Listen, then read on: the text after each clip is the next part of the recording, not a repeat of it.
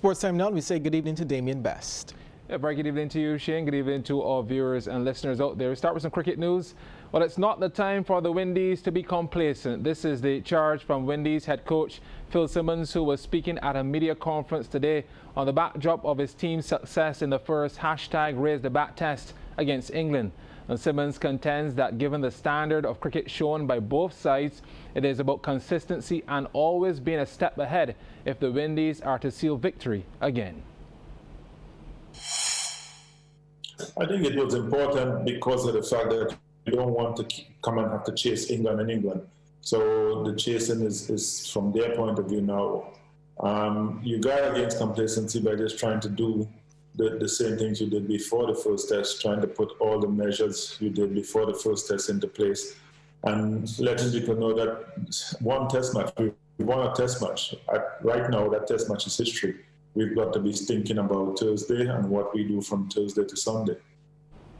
Well, if there are any positives to be taken from the first test, it was that the extensive preparation going into the series has so far paid off.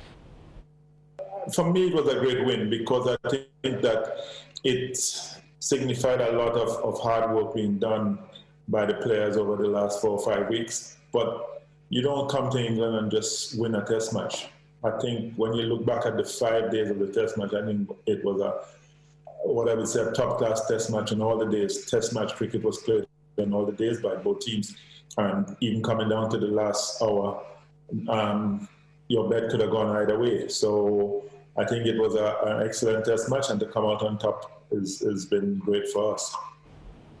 One of the best performances of his international career. That's how Jermaine Blackwood described his second innings knock of 95 that helped to guide the Windies to victory in that first test match. Now, Blackwood is making a comeback to the regional side after a few years out, and he's pleased that the hard work and training is paying off.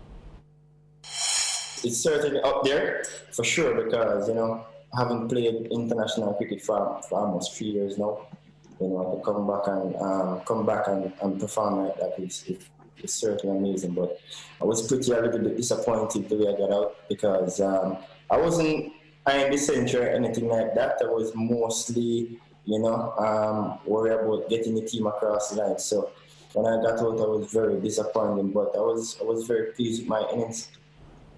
The Windies skipper Jason Holder did say that he knew Blackwood would be the man to step up and play a key role in the side's runs chase, and having delivered, Blackwood said it was a situation he lives for.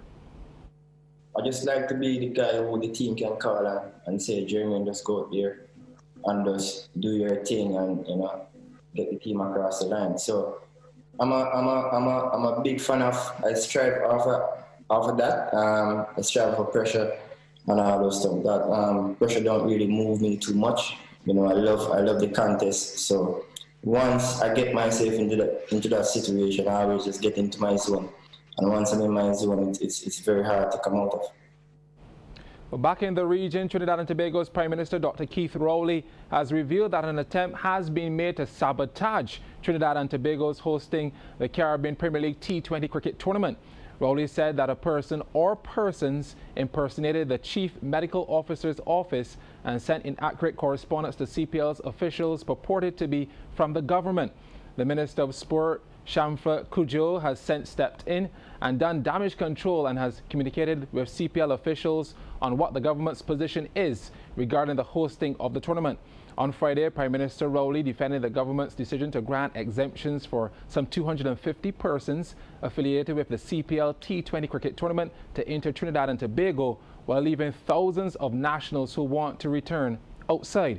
Responding to criticisms that the borders were being opened to allow the CPL personnel in, the Prime Minister had said the players were not coming from places where their country's borders are closed. He said that there was a need to keep TNT's economy alive, and the cricket tournament was a means to economic resurgence. Well, with the agreement of all the clubs and teams, the Barbados Cricket Association has set August 15th as the start date of its 2020 domestic season, which will take the T20 format. With all other BCA competitions having been cancelled due to the COVID-19 pandemic, there will be a T20 Cup for the elite and first divisions from August 15th to November 7th, with the intermediate T20 competition running concurrently. The BCA has also stepped up to provide gear for all teams in the competitions, and at a special meeting last week, the kits were dispersed and some pertinent matters from last season were settled.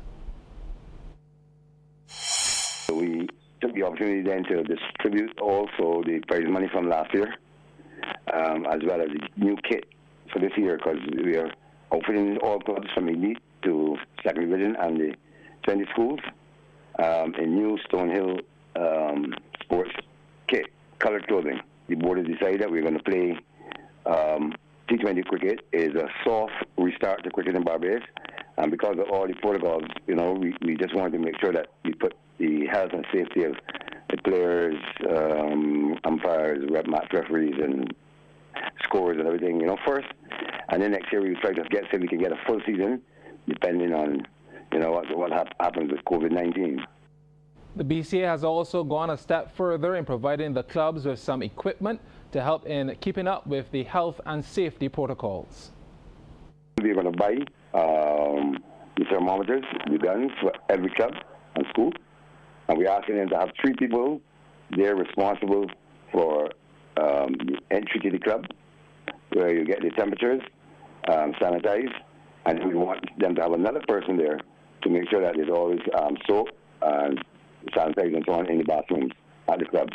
So this is a global standard, and nothing that we wish for, but it is here, and we have, have to put all these things in place so that everybody be safe. We head back over to the sports studio now and welcome back Damien Best. Damien, you promised us some football. Definitely, Shane. Real Madrid moved within touching distance of the Spanish football title with a 2-1 victory over Granada yesterday. A win over Villarreal on Thursday night will seal official crown, that's the La Liga crown, for the Los Blancos side. And they are 4 points clear of Barcelona at the top of the championships with just 2 games left to play. Finally, Manchester City's 2-year suspension from European football was overturned by the Court of Arbitration for Sport, that's CAS, on Monday, allowing the club to compete in next season's Champions League competition. An upheld 2-year ban would have been disastrous for the club's finances, their chances of keeping their best players, and above all, their reputation.